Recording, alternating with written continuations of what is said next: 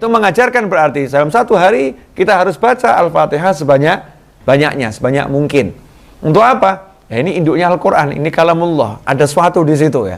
Sesuatu yang luar biasa. Nanti dengan sering menggunakannya, mempraktekannya akan muncul, akan kelihatan.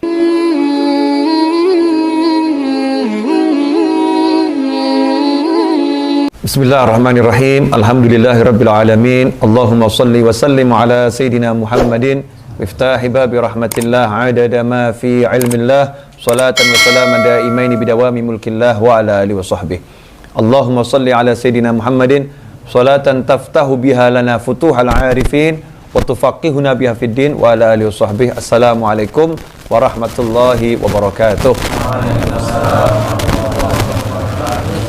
Alhamdulillah kita bisa kembali bersama-sama belajar tafsir hikmah dalam episode suratul Fatihah. Pada episode sebelumnya kita membahas bagaimana orang-orang yang mendapatkan keistimewaan memiliki kemampuan lebih dalam memahami Al-Quran. Dan orang-orang itu adalah keluarga Nabi Muhammad sallallahu alaihi wasallam. Nah, ketika kita mendengar seperti ini, kemudian kok ada rasa nggak suka di hati kita, ini bahaya. Karena itu penyakit iri kepada keluarga Rasulullah SAW. Seharusnya kita suka siapapun kok. Sahabatnya Rasulullah mendapatkan kemuliaan, kita suka. Ya, keluarga Rasulullah mendapatkan kemuliaan, kita suka. Ada muslim biasa mendapatkan kemuliaan, kita suka. Kita suka kepada semua orang yang mendapatkan kemuliaan. Jangan sampai di hati ada perasaan, nggak enak nih ya. Kok saya nggak seperti beliau-beliau ya. Emang dzalika fadlullah yu'tihi may yasha wallahu dzul fadlil azim. Itulah karunia Allah. Allah berikan pada siapapun yang Allah kehendaki. Ya, tidak bisa kita mau membatasi karunia Allah ini, mau kita atur, ya Allah buat saya ya, juga tidak bisa.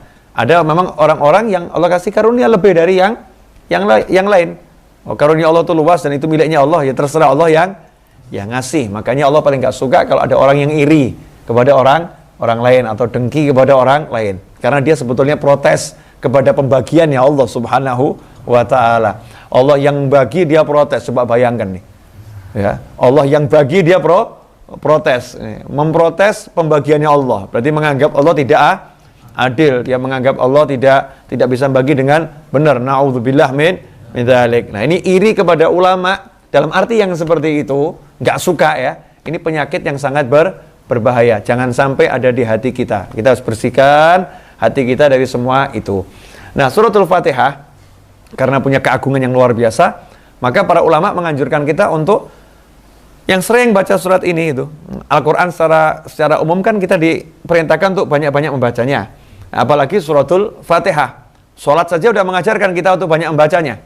Kalau surat yang lain nggak dibaca nggak apa-apa. Tapi kalau Al-Fatihah dalam sholat wajib dibaca karena dia rukun.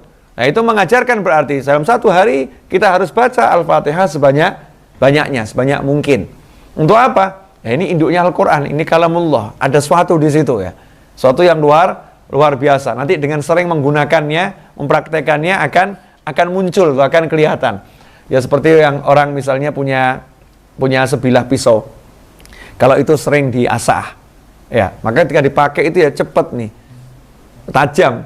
Tapi kalau pisaunya cuma ditaruh nih ya, tidak pernah diasah, kena hujan, karatan ya. Ini buat motong lombok aja nggak bisa nih. Kalau orang Jawa bilang ketul ya. Kalau bahasa kita tumpul ya. Karena nggak dipakai. Karena itu kalau kita lihat Imam Ghazali dalam kitab Ihya Ulumuddin, beliau rahimahullah mengajarkan agar kita dalam satu hari membaca suratul Fatihah sebanyak 100 kali. 100 kali. Ini wirid yang diajarkan oleh Imam Ghazali. Satu hari baca suratul Fatihah sebanyak 100 kali.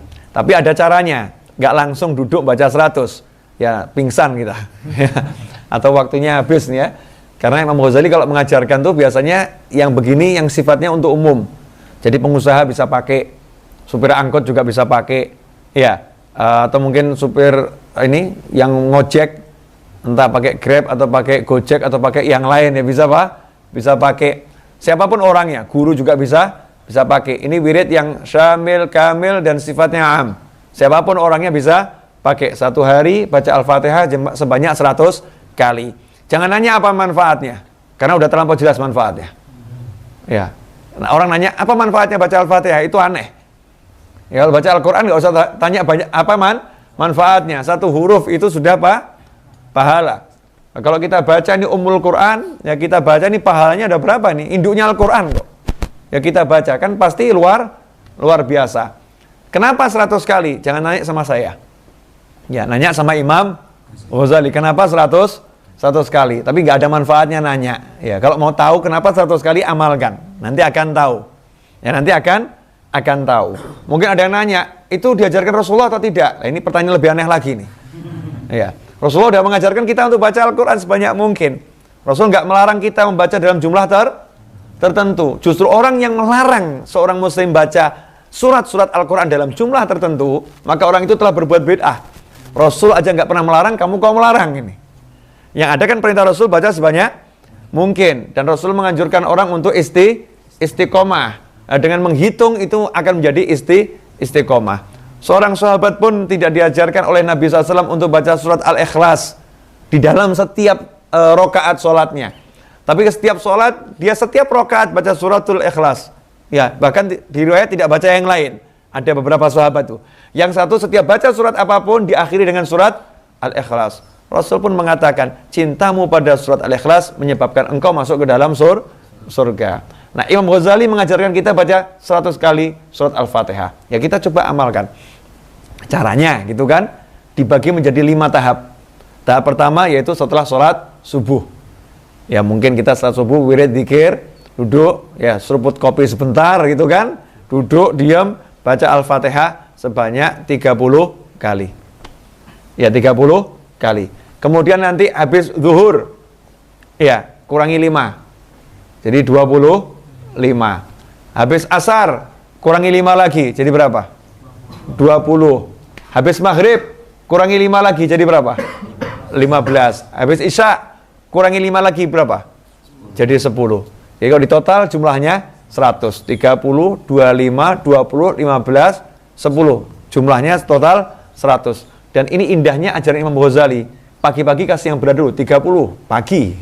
Ya kan? Masih banyak energik. Begitu habis isya ini ngantuk-ngantuknya 10. Ya. Udah ringan ini, 10.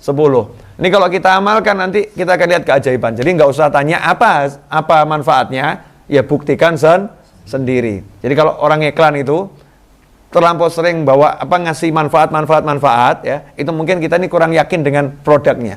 Tapi udah yakin dengan produknya, ya silahkan Bapak beli, Bapak minum, rasakan sendiri ya. Kalau nggak suka, nggak usah beli lagi. Ini keren. Ya. Jadi banyak amalan Islam itu kan tidak dijelaskan manfaatnya kan?